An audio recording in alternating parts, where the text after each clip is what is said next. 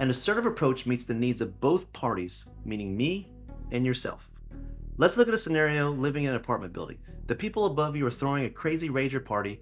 You're in your apartment studying for a really important exam or work project, and you just need some quiet. All right? That's a scenario. So what would a passive approach look like?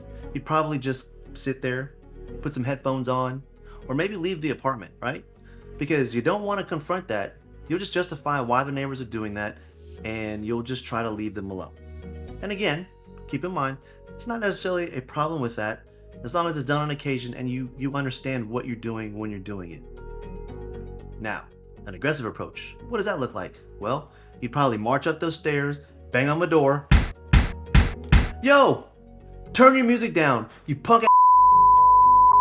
I am downstairs trying to get some work done, and you're up here throwing a drug fest infested rage fest party. Turn the music down.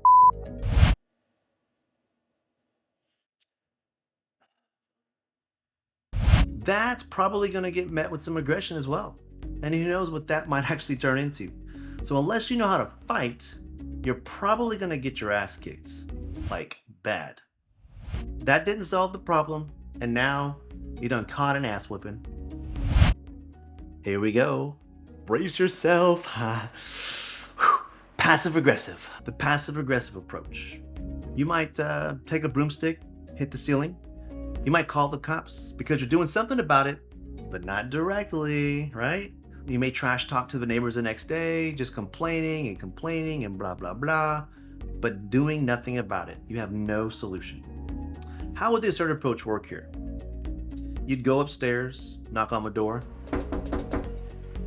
Hey, how you doing? My name's Lascelles. I'm your downstairs neighbor. I've got a really important presentation that I'm locking down, and I'm having trouble concentrating. You're having a party. I understand a good party tends to be loud. I'm not asking you to stop your party. But would you mind taking it easy with the stomping and maybe lower the music for maybe like an hour or so I can wrap this up? Keep in mind, this approach doesn't guarantee a perfect outcome. It's not like every time you approach something assertively, it's going to solve the issue. It's simply an approach, and it's a response to a situation. If you're looking at meeting the needs of both parties, you have a higher probability of avoiding conflict. It promotes transparency, it's non-aggressive, it's non-passive, and it's very, very specific. So back to our scenario. At this moment, if a person's aggressive, well, that's fine. We start the cycle over again.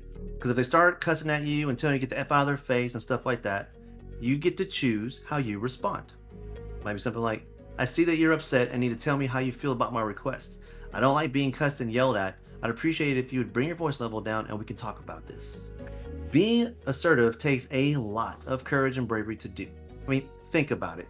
Keeping yourself in check while having the confidence to approach another human to say, stop what you're doing and do what I say, but in a tactful way that should benefit both parties could possibly be one of the toughest things to do. Conflict will always be around you. However, you will handle it with grace, and then you can start a YouTube channel and share your experiences. Keep in mind, your responses are your responses. Love thy neighbor by loving yourself first and always. Mindfully distancing yourself from resentment will help you stay in line. Till the next one, live intentionally, not eventually. Holla.